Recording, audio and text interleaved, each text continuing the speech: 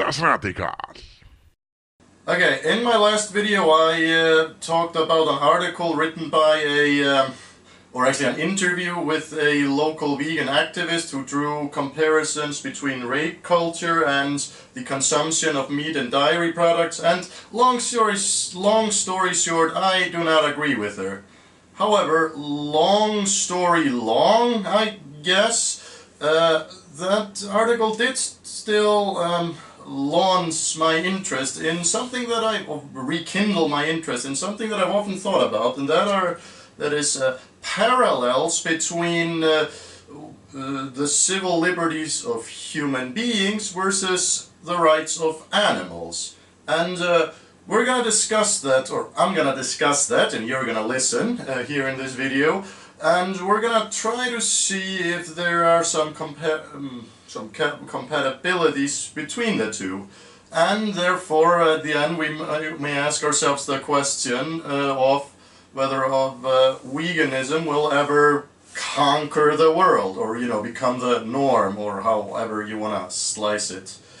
So yeah, let's dive right in. Okay, as many of you probably know, in the United States during the 19th century there was slavery, or until the 1860s. But the decades and centuries even before that, there was an ever-growing movement called the abolition movement. Is that how you say it? Abolition. Anyway, there was this abolition movement that was aiming to get rid of slavery in the country. And and as you probably also are aware of, during the exact same time there were actually a lot of groups fighting for civil liberties for themselves and others. I mean, there was also the women's rights movements and various right organizations for various groups of immigrants and Mexicans from the conquered lands of California and New Mexico and Arizona, and so forth and so forth. And one thing that always fascinated me is, well, there were, of course, a lot of women, a lot of women's rights activists during those times who were also abolitionists, meaning they wanted to end slavery, and they also wanted greater civil liberties for women, and even some other minority groups. However, then there were also those who were only for one or the other. There were, for example, abolitionists who didn't really support women's rights a whole lot, and there were also women's rights activists who were white, obviously, who did not support the rights of slaves and African Americans. One of the arguments, for example, that was often used against women's rights was that, for example, you know, man, if we allow women to vote, you know, it'll lead to a slippery slope, and one day we'll have blacks voting. And sometimes those who were in favor of slavery continuing, they would use the exact reversed argument, saying something like, you know, hey, if we give blacks full civil liberties, it might lead to a slippery slope where one day women might be allowed to vote also, and on it goes. This is usually referred to, this is a very common phenomena. You'll see that throughout history in a lot of societies, and even continuing till this day. But this is often referred to as divide and conquer. You know, keep the groups that are fighting for greater civil liberties. I keep saying civil instead of civil. I don't know. Jesus. English does not deserve to be the unofficial world language. Fuck that. Mér finnst að íslenska ætti að vera óopinbera alheimstungumálið. Hún í það minnsta sögð nánast nákvæmlega eins og hún skrifuð. Stupid English. So yeah, basically divide and conquer means that it's very convenient for those in power who want to keep certain disenfranchised groups down. If, you know, these disenfranchised groups, you know, end up fighting each other instead of, you know, fighting the higher ups, the ruling class. This is a tactic that is tried and true. Is that tried and It's been used time and time again throughout history and continues to be used till this day. I mean, this is basically how class warfare works and how most of our modern societies and all the different classes into factions or political affiliations and religious groups, etc., etc. You know, this is usually just one form or another of divide and conquer tactics used by higher ups, whether they realize that or not. But that is a different story. So, what does all of this have to do with animals? Well, I'm getting to that. One of the things you also need to understand is that not all of the people who were, for example, against the abolition of slavery or against women's rights and etc. were bad people necessarily. I mean, they had been raised and taught certain things, for example, that blacks were inherently inferior, for example, or women were inherently inferior, or insert disenfranchised group. Here I can go on all day. Thank you for that, humanity. And also, coming from a more personal perspective, I consider myself to be living through two very important social rights movements. Maybe there are some others in your country as well, and probably some more in my country that I don't think are as important, but whatever. There is, of course, the women's rights movement and the LGBT rights movement. It is LGBT movement. LGBT.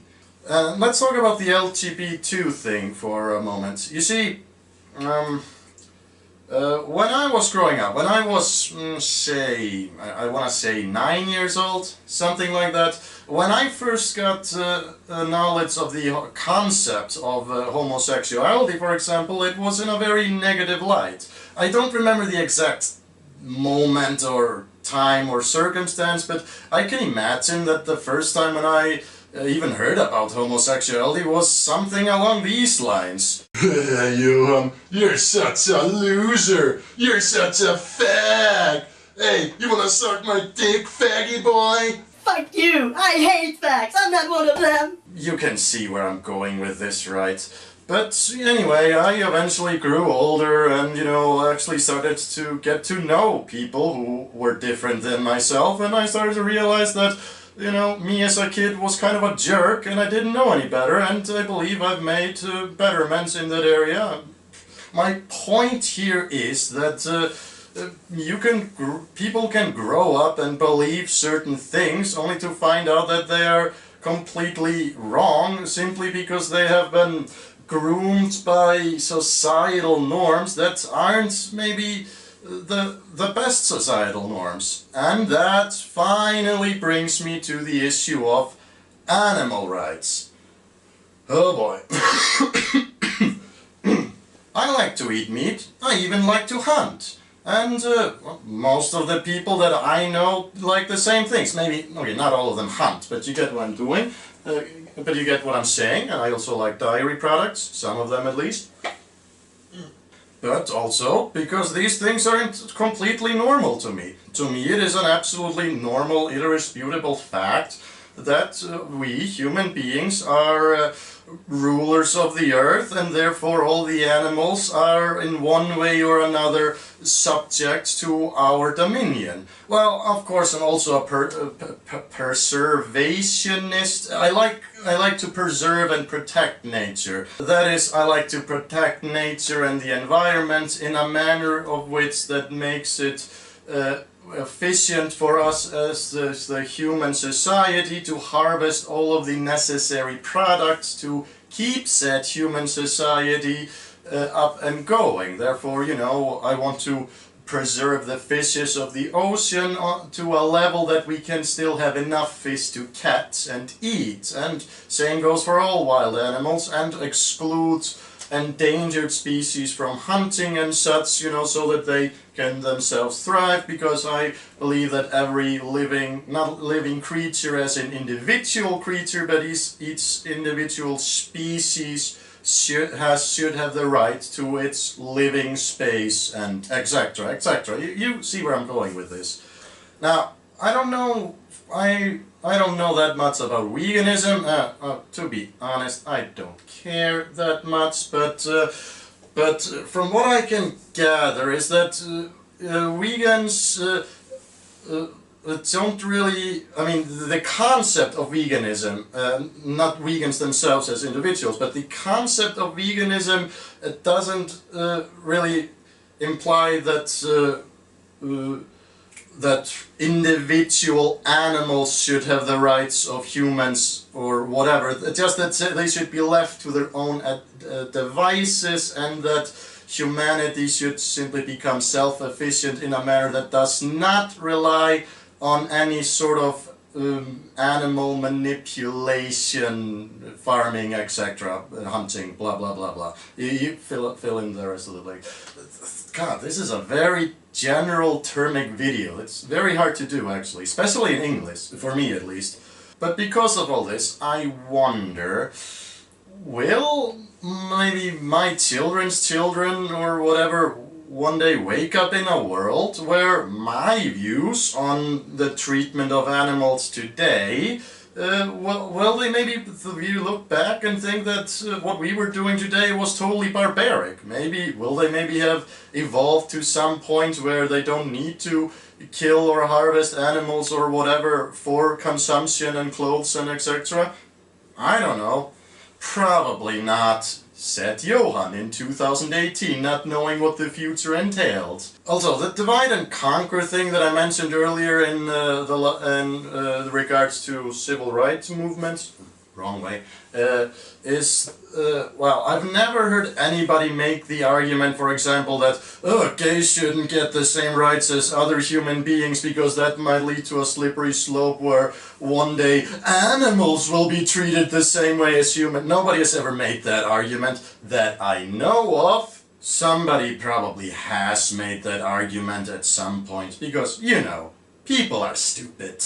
I also have a lot of mostly long-gone relatives who grew up in Germany during the Nazi era, and some of them were huge supporters of the Adolf Hitler regime. Maybe not to the ideological exterminate all Jews fanaticism, but still overall were supportive of the regime.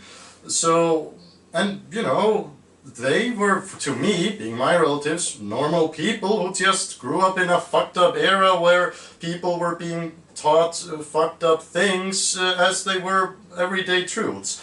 And because of that, I sometimes lay awake and wonder. I don't lay awake at night over these things. I don't care half as much as I'm pretending here. But it is cool to theorize. Will society one day evolve in a manner where we will not treat animals the way we do now? I mean, I myself am kind of against factory farming. I mean, I'm not against it, but there are certain bars that I think we break way too often when it comes to just living conditions for said farm animals in factory settings. But on the whole issue, you know, I still like my bacon, just keeping it real there. I love that shit. In fact, I probably gonna eat some bacon later today. But yeah, I just think this is an interesting philosophical discussion. So basically what I'm wondering is, could veganism one day conquer the world? If it were to realistically happen, it would probably involve, I don't know, political parties adapting veganism into their into the issues that they're fighting for, and legislatures would be passed, and it'd probably be a slow progression, like first factory farming would be restricted, and farming would be elevated into a more, to me, more humidable environment for said farm animals, until one day we wouldn't really have to rely on these farm animals at all, and they would slowly stop breeding them, so eventually farm animals would be a thing of the past, and all animals would become only in nature. But like I said, I don't think that'll happen, but I think it's an interesting concept to theorize though, even though I admittedly still think that veganism is, I don't want to say stupid, but who am I kidding? I think it's stupid. You know, you all know that. I'm not kidding anyone here, but yeah. Sorry to all you. Actually, I'm not sorry. I don't need to apologize. I'm just saying what I think. But yeah, thank you for watching. Das Radikal.